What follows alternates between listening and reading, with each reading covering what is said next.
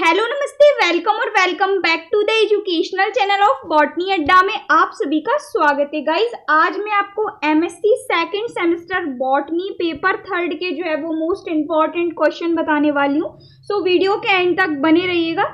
जैसा कि आप सभी भारी मात्रा में कमेंट्स कर रहे थे कि थर्ड पेपर की इम्पॉर्टेंट क्वेश्चन भी बताइए, सो आज मैं आपको हिंदी और इंग्लिश दोनों ही लैंग्वेज में जो है वो थर्ड पेपर के इम्पॉर्टेंट क्वेश्चन बताऊंगी।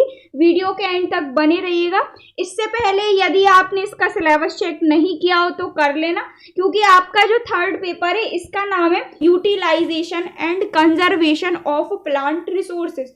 ये है आपका थर्ड पेपर। न्यू सिलेबस के अकॉर्डिंग इसके अंतर्गत काफ़ी सारे टॉपिक्स ऐड हुए हैं इस बार, तो देख लीजिएगा। डिटेल्ड सिलेबस मैंने आपके साथ, डिटेल्ड और ऑफिशियल सिलेबस मैंने आप लोगों के साथ शेयर कर दिया है। टेलीग्राम पर आपको इसकी पीडीएफ भी मिल जाएगी, साथ ही साथ डिस्क्रिप्शन बॉक्स में आपको इसकी लिंक भी मिल जाएगी। तो चलिए स्टार्ट करते हैं आज के हमारे थर्ड पेपर के इम्पॉर्टेंट क्वेश्चन, जो कि बॉटनी के हैं आपके एमएससी सेकेंड सेमेस्टर के। जैसा कि आप सभी जानते हैं इसके अंतर्गत आपकी 5 यूनिट होती हैं। थोड़ा सा लेंथी पेपर है आपका थर्ड पेपर, इसलिए मैं आपको थोड़े से 5 से 6 क्वेश्चन भी हो सकते हैं, तो घबराइएगा मत, क्योंकि इसके अंतर्गत काफ़ी सारे आपके टॉपिक्स दिए गए हैं और इम्पॉर्टेंट टॉपिक्स दिए गए हैं, इसीलिए मैं आपको 5, 6, 7 क्वेश्चन भी हो सकते हैं। सो घबराइएगा मत, क्योंकि आपका जो है वो एग्ज़ाम अच्छे से जाना चाहिए। इम्पॉर्टेंट क्वेश्चन का मतलब होता है, ठीक है। तो चलिए अब हम देखते हैं यूनिट फर्स्ट के। सबसे पहले मैं आपको बताती हूँ यूनिट फर्स्ट के, देन हम सेकंड, थर्ड, फोर्थ और फिफ्थ यूनिट देखेंगे एक एक करके, ठीक है। सो जो आपकी यूनिट फर्स्ट है इसके अंतर्गत सबसे पहला इंपॉर्टेंट क्वेश्चन दिया हुआ है आपका, विश्व के प्रमुख बायोम्स। बायोम्स क्या होते हैं, विश्व के प्रमुख बायोम्स कौन कौन से होते हैं, इनका नाम, साथ ही साथ ये बायोम्स कहाँ पर स्थित हैं उस जगह का नाम भी आपको करना है, ठीक है। Which of the major biomes in the world. Second question है आपका, प्रमुख वनों का वर्णन कीजिए। कुछ मैं आपको वन बता रही हूँ, फॉरेस्ट बता रही हूँ, उनको आपको देख लेना है। बहुत इजी है क्वेश्चन, यहाँ से हर साल पूछा जाता है आपका। सबसे पहला है आपका टॉपिकल रेन फॉरेस्ट, दूसरा है आपका टेम्परेट रेन फॉरेस्ट, तीसरा है आपका बोरियल रेन फॉरेस्ट। तीनों के तीनों फॉरेस्ट आपके इंपॉर्टेंट है, काफ़ी ज़्यादा इजी है। एक बार आप पढ़ेंगे, दूसरी बार पढ़ने की आपको ज़रूरत नहीं है, इतनी इजी है। साथ ही साथ 5 नंबर के आते हैं आपके लॉन्ग टाइप क्वेश्चन के रूप में, ठीक है। और ये जो आपका थर्ड पेपर है बॉटनी का गाइस, इसके अंतर्गत मैक्सिमम क्वेश्चन के आंसर आपको मेरे चैनल पर मिल जाएंगे, नोट्स के साथ आपको एक्सप्लेनेशन मिल जाएंगे। इजी एक्सप्लेन मैंने आपको प्रत्येक टॉपिक को किया हुआ है, ठीक है। सो देख लेना, काफ़ी सारे क्वेश्चन के आंसर आपको मिल जाएंगे। जैसा कि आपका जो थर्ड क्वेश्चन है हैबिटेट्स यानी आवास, 5 नंबर का टॉपिक है ये आपका आवास। इसके अंतर्गत मैंने आपको 3 से 4 टॉपिक जो है वो अपलोड किए हैं, साथ ही साथ मैंने आपको प्लेलिस्ट भी बना दी है, सो चेक कर लीजिएगा, ठीक है। तो ये 5 नंबर आप चैनल पर जाकर कवर कर सकते हैं। हैबिटेट से सिंपल ही क्वेश्चन आता है आपका, हैबिटेट क्या होते हैं, एस्चुराइन हैबिटेट को समझाइए, या मैराइन वाटर हैबिटेट को समझाइए, या फ्रेश वाटर हैबिटेट को समझाइए, ठीक है। तीनों में से 2 हैबिटेट जरूर आते हैं आपके एग्जाम में, अथवा में आते हैं, ठीक है। तो 5 नंबर का टॉपिक है, आपको तीनों के तीनों हैबिटेट का एक्सप्लेनेशन साथ ही साथ नोट्स आपको चैनल पर मिल जाएगा, देख लेना, ठीक है। इसके बाद अब हम चलते हैं फोर्थ क्वेश्चन पे। सो जो आपका फोर्थ क्वेश्चन है इसके अंतर्गत दिया हुआ है, संक्षिप्त टिप्पणी लिखिए। सबसे पहला है आपका जलीय पारिस्थितिक तंत्र, वेरी वेरी वेरी इंपॉर्टेंट है, मैंने आपको एक्सप्लेन कर दिया है, देख लेना। जलीय पारिस्थितिक तंत्र के अंतर्गत आपकी झीलें आती हैं, तालाब आते हैं और नदियां आती हैं। ध्यान से सुनिएगा, ये मैंने आपको अलग से क्यों लिखा है, क्योंकि झीलें, तालाब और नदियां, यहाँ से आपका जलीय पारिस्थितिक तंत्र करके क्वेश्चन नहीं आया तो क्वेश्चन आ जाएगा आपका तालाब के पारिस्थितिक तंत्र को समझाइए, या फिर झीलों के पारिस्थितिक तंत्र को समझाइए, या फिर नदियों के पारिस्थितिक तंत्र को समझाइए। तो इस टाइप से आप लोगों को कंफ्यूज किया जाता है, इसीलिए मैंने आपको अलग से ये तीनों वर्ड लिखे। क्लियर हुआ? नेक्स्ट क्वेश्चन है आपके, घास के मैदान के पारिस्थितिक तंत्र का वर्णन कीजिए या फिर वन पारिस्थितिक तंत्र का वर्णन कीजिए। ठीक है। नेक्स्ट क्वेश्चन है, रेगिस्तान कौन कौन से होते हैं, प्रमुख कौन कौन से हैं, क्या होते हैं, और आर्द्र भूमियां कौन कौन सी होती हैं, प्रमुख कौन कौन सी हैं, सबसे बड़ी छोटी, इसके अंतर्गत फैक्ट दिए हुए हैं आपके, वो आपको देख लेना है। ठीक है। डेजर्ट और वेटलैंड्स के बारे में आपको कर लेना है बेसिक इंफॉर्मेशन। ये आपके संक्षिप्त टिप्पणी करके क्वेश्चन पूछे जाते हैं। देन इसके बाद फिफ्थ क्वेश्चन है, जो कि लास्ट क्वेश्चन है आपका यूनिट फर्स्ट के अंतर्गत। क्वेश्चन है आपका, पारिस्थितिक संकेतक क्या होते हैं। जो पारिस्थितिक संकेतक होते हैं, इसको इंग्लिश में संकेतक होते हैं, इनको इंग्लिश में कहते हैं इकोलॉजिकल इंडिकेटर्स। ठीक है। पारिस्थितिक संकेतक को कहते हैं इकोलॉजिकल इंडिकेटर्स। क्वेश्चन बनता है, पारिस्थितिक संकेतक क्या होते हैं। बुंदेलखंड के जो क्षेत्र होते हैं, इनकी वन पारिस्थितिकी को समझाइए। What is ecological indicators, explain forest vegetation of Bundelkhand region. Very important, very easy question है आपका, और क्वेश्चन यहाँ से पूछा जाता है। ठीक है। सो मैंने आपसे कहा था थोड़ा सा लेंदी पेपर है आपका थर्ड पेपर, इसलिए यहाँ से क्वेश्चन आपको हल्के से ज़्यादा लग सकते हैं, बट आप लोग पढ़ोगे तो काफ़ी ज़्यादा इजी हैं। एक से दूसरी बार कुछ कुछ टॉपिक को तो आपको पढ़ने की ज़रूरत ही नहीं है, जैसे कि ये जो आपके फॉरेस्ट दिए हुए हैं, वन दिए हुए हैं, यहाँ से क्वेश्चन बनता है, एक से दूसरी बार आपको पढ़ने की ज़रूरत नहीं है, इतनी ईजी है। थर्ड क्वेश्चन ये आप चैनल पे से जाकर कवर कर लेना, तीनों के तीनों आपको मिल जाएंगे। ठीक है। ये जो जलीय पारिस्थितिक तंत्र है, ये भी मैंने आपको कराया हुआ है, वन पारिस्थितिक तंत्र भी मैंने आपको कराया हुआ है, इनको आपको पढ़ने की जरूरत है। इसके बाद ये जो आपके पारिस्थितिक संकेतक है, इनको देख लेना थोड़ा बहुत। ठीक है। तो यदि आप पढ़ेंगे ना, तो ये सारे क्वेश्चन आपके कवर हो जाएंगे, कुछ भी ज्यादा नहीं है। ठीक। तो ये हुई आपकी यूनिट फर्स्ट कंप्लीट। अब हम बढ़ते हैं हमारी सेकंड यूनिट की तरफ। तो जो हमारी सेकंड यूनिट है, इसके अंतर्गत दिया गया है आपका सस्टेनेबल डेवलपमेंट। और गाइस, ये जो एग्जामिनर है ना, इसका फेवरेट क्वेश्चन है सस्टेनेबल डेवलपमेंट यानी सतत विकास। 5 नंबर का कंप्लीट टॉपिक है ये आपका सस्टेनेबल डेवलपमेंट। तो सस्टेनेबल डेवलपमेंट से रिलेटेड 5 नंबर का एक क्वेश्चन जरूर आएगा, लिख लीजिएगा बिल्कुल इस क्वेश्चन को अच्छे से। ठीक है। क्वेश्चन बनेगा आपका, सतत विकास पर टिप्पणी लिखिए, describe the sustainable development. Second question है, जैव विविधता की स्थिति एवं संसाधन उपयोगों को समझाइए, या फिर आप कह सकते हो utilisation of biodiversity and use for resource utilisation. ठीक है।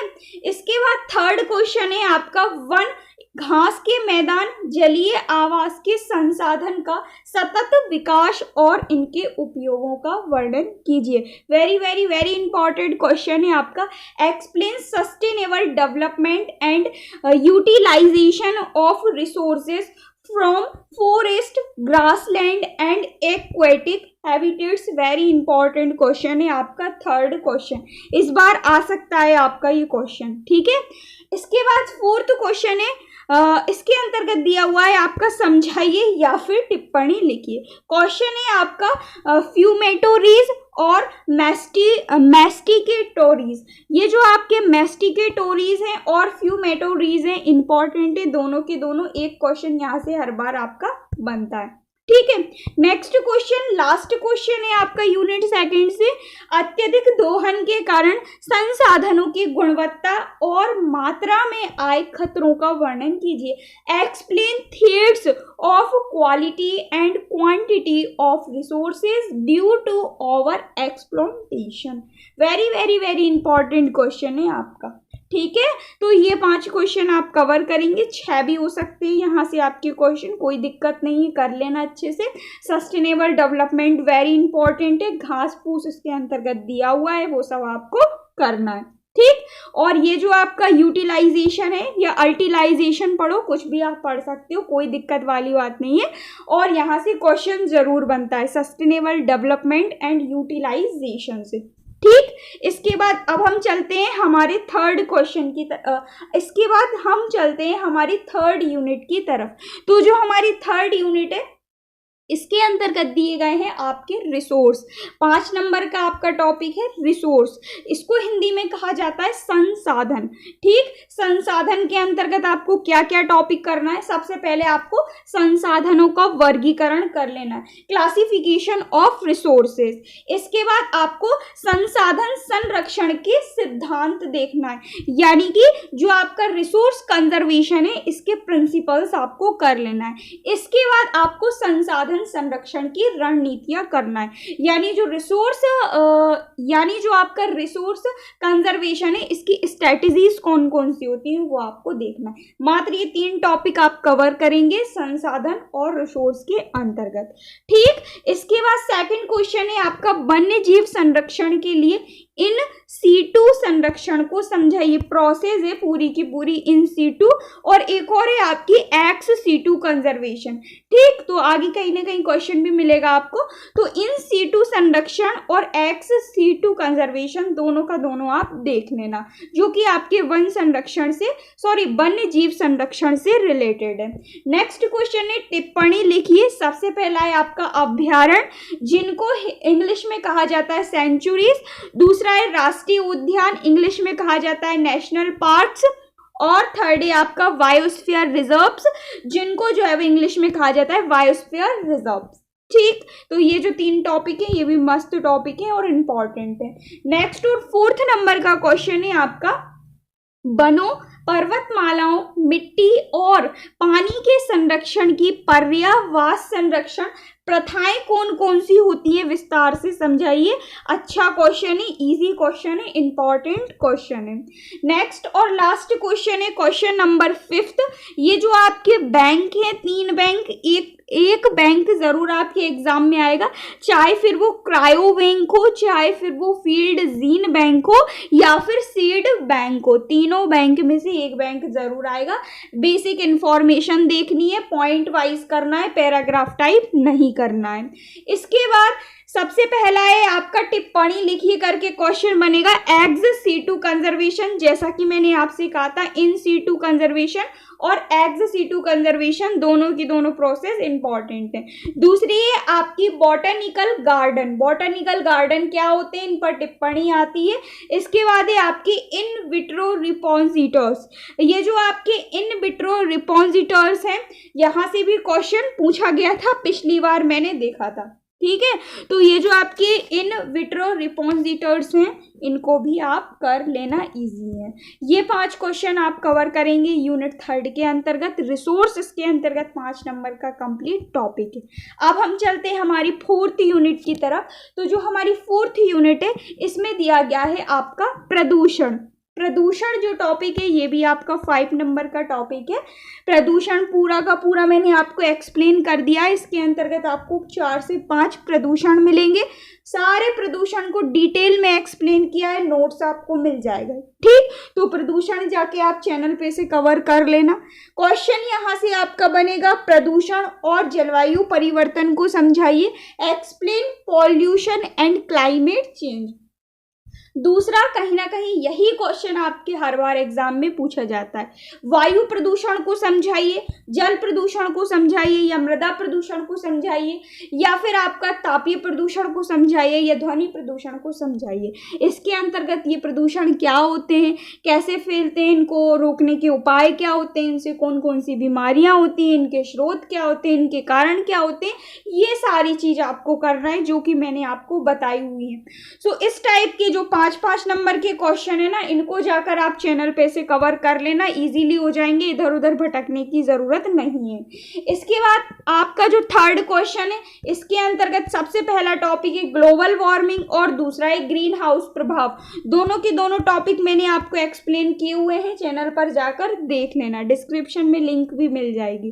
ठीक। सो ये जो ग्लोबल वार्मिंग है ये भी आपके एग्जाम में पूछा जाता है, और प्रीवियस ईयर आपका ग्रीन हाउस प्रभाव पूछा गया था।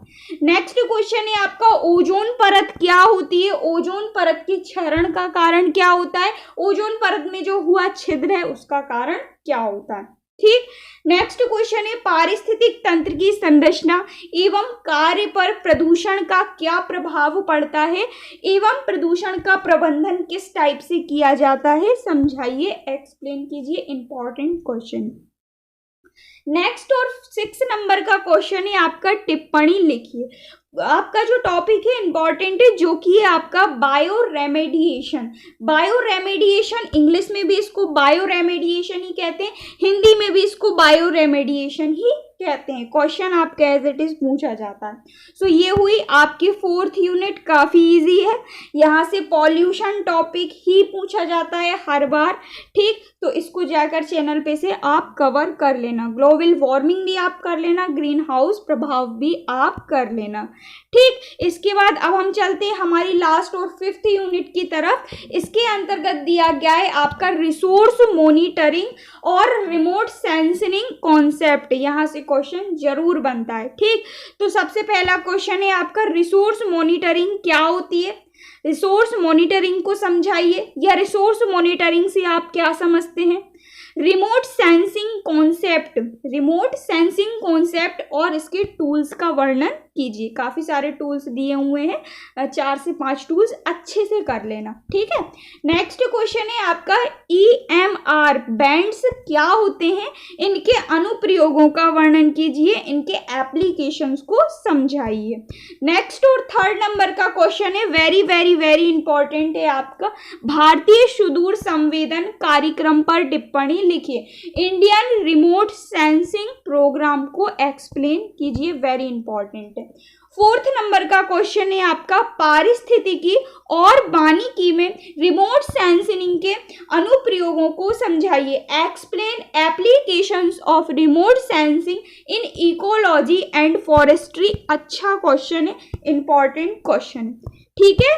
लास्ट और 5th नंबर का क्वेश्चन है आपका, GIS सिस्टम का वर्णन कीजिए। GIS की फुल फॉर्म होती है जियोग्राफिकल इंफॉर्मेशनल सिस्टम। ठीक, जियोग्राफिकल इंफॉर्मेशनल सिस्टम, ये होता है आपका GIS की फुल फॉर्म।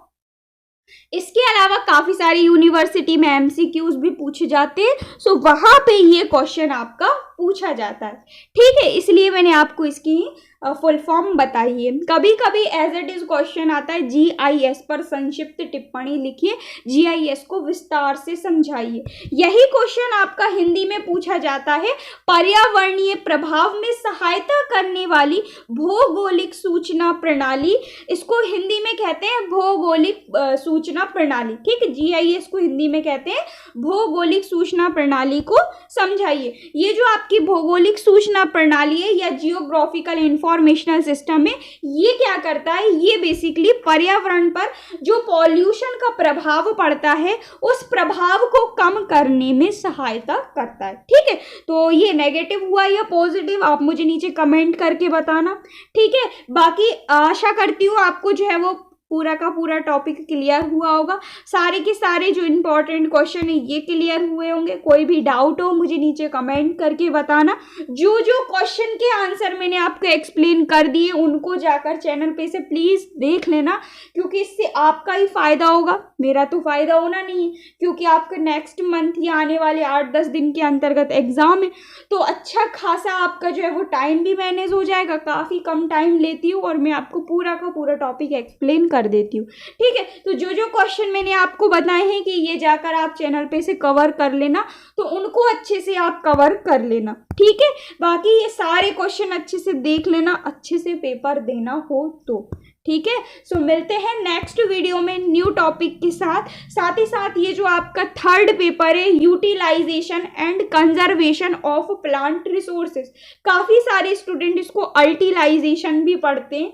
सो अल्टिलाइजेशन पढ़ो या यूटिलाइजेशन पढ़ो, बात वही होती है। Utilisation and conservation of plant resources आपका 3rd पेपर ये जो है वो कवर हो गया है। इसके अंतर्गत पांचों यूनिट के सेपरेट मैंने आपको जो है वो इंपॉर्टेंट क्वेश्चन बता दिए। ठीक, सो मिलते हैं नेक्स्ट वीडियो में। नेक्स्ट वीडियो में मैं आपको पेपर 4 के इंपॉर्टेंट क्वेश्चन जो है वो अपलोड कर दूंगी। So thank you so much for watching. बाकी कोई भी क्वेश्चन से रिलेटेड, आंसर से रिलेटेड डाउट हो, कोई भी क्वेश्चन के आंसर को आपको समझना हो, एक्सप्लेनेशन चाहिए हो, नोट्स चाहिए हो, तो मुझे नीचे कमेंट करके बताना, मैं आपको जो है वो शेयर कर दूंगी। बाकी टेलीग्राम से जुड़ना मत भूलना, क्योंकि टेलीग्राम पर मैं आप लोगों को नोट्स PDF शेयर करती रहती हूँ। सो टेलीग्राम की लिंक मैंने आपको डिस्क्रिप्शन बॉक्स में दे दिए। सो डिस्क्रिप्शन बॉक्स पर जाकर टेलीग्राम जरूर ज्वाइन कर लेना। ठीक है, सो मिलते हैं नेक्स्ट वीडियो में। Thank you so much for watching. Keep on learning.